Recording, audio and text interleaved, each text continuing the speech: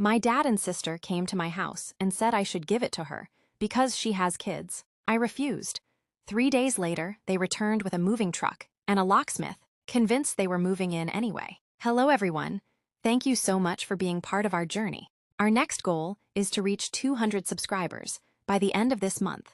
If you enjoy our stories, please subscribe and help us achieve this milestone. Every subscription means the world to us. My name is Natalie Brooks. I'm 38 years old, and the first time my father demanded I give my house to my younger sister, I honestly thought he was joking. He stood in my living room, looked around at every room I'd spent 12 years working to afford, then smiled and said, "Your sister has 3 kids. She needs this house more than you do." I laughed, not because it was funny, because I couldn't imagine any father seriously asking one daughter to hand over her home to another. Then my sister Melissa smiled. I knew you'd understand. That was the moment I realized. Neither of them was joking. 3 days later, I woke up to the sound of a diesel engine outside my bedroom window, a moving truck, 2 moving vans, my sister's SUV, my father's pickup truck, and a locksmith unloading his toolbox. Boxes were already being carried toward my front porch. Dad pointed confidently at my front door. "This is the house."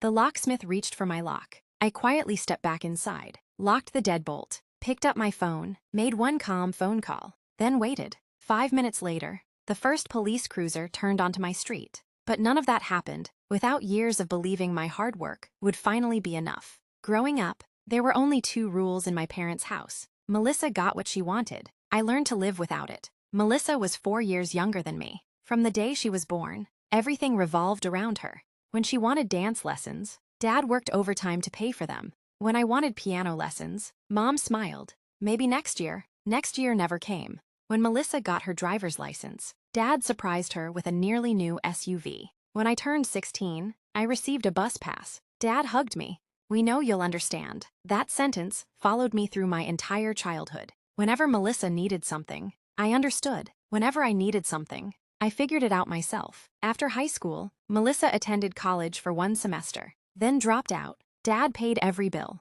A year later, she married her high school boyfriend. Within 6 years, they had 3 children. Money was always tight. My parents constantly helped. Mortgage payments, car repairs, school supplies, vacations. Whenever Melissa called, someone rescued her. Meanwhile, I attended college on scholarships, worked nights at a grocery store, graduated with a business degree, started as a junior financial analyst, worked my way up. Promotions came slowly. Nothing in my life happened overnight. Every raise went into savings, every bonus into a future home fund. At 35, I finally bought a beautiful 4-bedroom house, not because I needed 4 bedrooms, because it was the best investment I could afford. It had a large backyard, a sunny kitchen, a small home office, and a wraparound porch I dreamed about since childhood. Every mortgage payment came from my own paycheck. Nobody contributed a single dollar. When I received the keys, I sat alone in the empty living room, cried, then quietly thanked every younger version of myself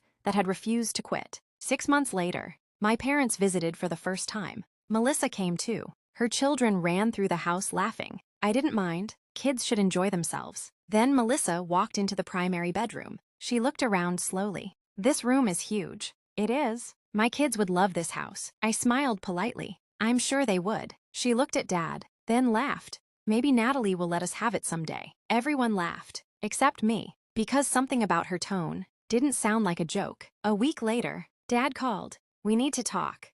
"About what?" "The house." I invited him over. He arrived with Melissa. Neither accepted coffee. Dad remained standing, hands in his pockets. Finally, he spoke. "Melissa's landlord is raising the rent." "I'm sorry to hear that. We've been thinking." Whenever Dad said those words, someone else usually lost something. He continued, "You don't need such a large house." I slowly nodded. "I do." Melissa smiled patiently. "But we need it more." I stared at her. "What?" "You live alone. We're a family of 5. Dad stepped in. "It only makes sense." I honestly thought I had misunderstood. "You want me, to let you stay here?" Melissa shook her head. "No, we're saying you should give us the house." Silence, absolute silence. Then, I laughed. Dad didn't. "We're serious." I looked around my own living room. The hardwood floors I'd saved years to install. The furniture I'd carefully chosen. The photographs hanging on the walls. Then looked back at them. "No." Melissa looked genuinely surprised. "What do you mean, no?" "I mean, no." Dad frowned. Don't be selfish. I quietly answered. I bought this house. So, it belongs to me. Melissa crossed her arms. Families help each other. I agree. But giving someone my house isn't helping. It's surrendering. Dad sighed dramatically. I expected better from you. I smiled sadly. No. You expected me to say yes. Neither of them replied. Finally, Melissa grabbed her purse. Fine. We'll figure something else out. I honestly believed the conversation had ended. I was wrong. 3 mornings later, a loud engine woke me. I looked through my bedroom window. A moving truck had parked in my driveway. Several movers were unloading furniture. Melissa stood on my front lawn smiling. Dad was directing traffic. And beside the front steps, a locksmith opened a large metal toolbox. Dad pointed toward my front door, then confidently said, "Change the locks first." I quietly walked downstairs, locked every door, closed every curtain, picked up my phone, and calmly said, "Hello, I need officers at my address immediately." Outside, the locksmith picked up his drill. Dad folded his arms. Melissa smiled, as if everything had already been decided. Then, in the distance, I heard sirens, growing louder, closer, until blue lights turned onto my street. Transition line. Because sometimes, people become so convinced they're entitled to what you earned that they forget one simple fact. Ownership isn't decided by who wants something the most.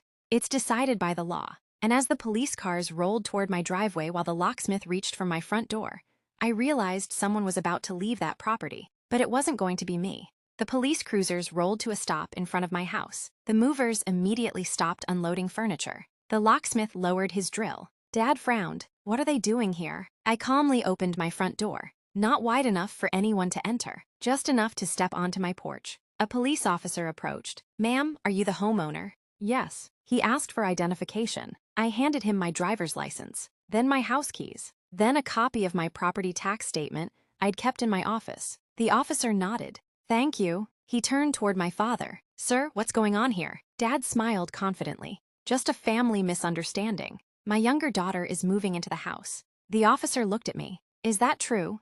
"No. I've never given anyone permission to move into my home." Melissa stepped forward. Dad already explained. "My children need this house." The officer remained calm. "Needing a house doesn't transfer ownership." She frowned. "But she's my sister." He politely answered, "I understand. But this property belongs to whoever holds legal title." Dad quickly interrupted. "She's being unreasonable. We're family." The officer looked directly at him. "That doesn't change property law." The locksmith quietly raised his hand. "Officer, I was hired to change the locks. Did the homeowner authorize that?" The locksmith slowly shook his head. "No. I believed the family had permission." The officer nodded. "Thank you for your honesty." He turned toward the movers. "Please stop unloading immediately." Within minutes, every box that had been placed on my lawn was loaded back onto the truck. Melissa's face turned bright red. "This is ridiculous." "No," I answered softly. "This is my home." She looked at me in disbelief. "You have 4 bedrooms. My kids deserve them." I smiled sadly. "They deserve a home. They don't deserve someone else's." Dad stepped closer. "So you're really choosing a house over your family?" I quietly replied, "No, I'm choosing respect. You stopped treating me like family the moment you decided I had no right to own what I worked for." Silence. One of the officers looked at my father. "Sir, if you remain after being asked to leave, you may be trespassing." Dad looked stunned. "Trespassing? This is my daughter's house." The officer nodded. "Exactly. Her house, not yours." Melissa suddenly pointed toward the backyard. "Our kids already picked out their bedrooms." I looked at her. "They were never their bedrooms. They were dreams you created without asking me." She opened her mouth, then closed it, because she had no answer. The movers finished loading the truck. One of them walked over to me. "I'm sorry. We honestly believed everyone agreed." "I know. Thank you for stopping." He nodded politely, then left. The locksmith approached next. He handed me his business card. "I won't charge you anything. I should have verified ownership first." I smiled. "You acted in good faith." He thanked the officers and quietly drove away. Soon, only my father, my sister, the officers, and I remained. Dad looked tired, older than he had that morning. He quietly asked, "So that's it?" I nodded. "Yes. You tried to take my home. I won't pretend that didn't happen." Moments later, Melissa started crying. "My children are going to ask why we couldn't move." I answered gently, "Tell them the truth." She frowned. "What truth?" "That the house belonged to someone else, and that we don't take things that aren't ours." She looked away. Dad removed his glasses. For several seconds, he simply stared at the porch. Finally, he whispered, "I think I've spent your whole life asking you to sacrifice for everyone else." I didn't answer, because it was true. He looked up. "I never once asked whether anyone was sacrificing for you." The words hung in the air. He slowly walked toward his truck. Before getting inside, he turned back. "I'm sorry, not for calling the police, not for embarrassing him, not because I refused, for everything." It was the first genuine apology I'd ever heard from him. I nodded once. "I appreciate that." They drove away. The street became quiet again. One officer smiled. "You handled that very calmly."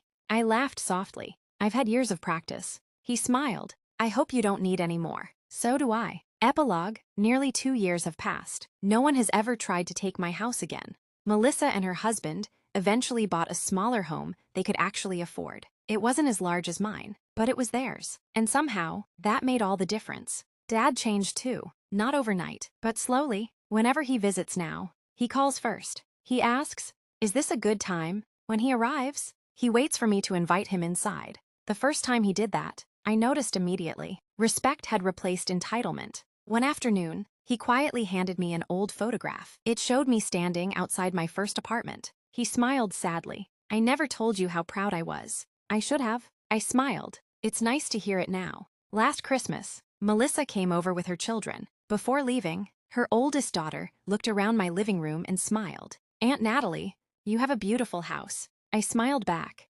"Thank you." Then she added, "My mom says you worked really hard for it." I looked at Melissa. She gave me a small nod. "Some lessons take years to learn, but they're still worth learning." My thoughts. Looking back, the hardest thing I ever protected wasn't my house. It was my right to say no without feeling guilty. Helping family is a choice. Surrendering everything you've worked for because someone demands, it is not. The people who truly love you will celebrate your success. They won't treat it like something they're entitled to inherit while you're still living. Sometimes, the strongest foundation a home can have isn't concrete or brick. It's the boundaries that remind everyone who walks through the front door that respect is always required before welcome.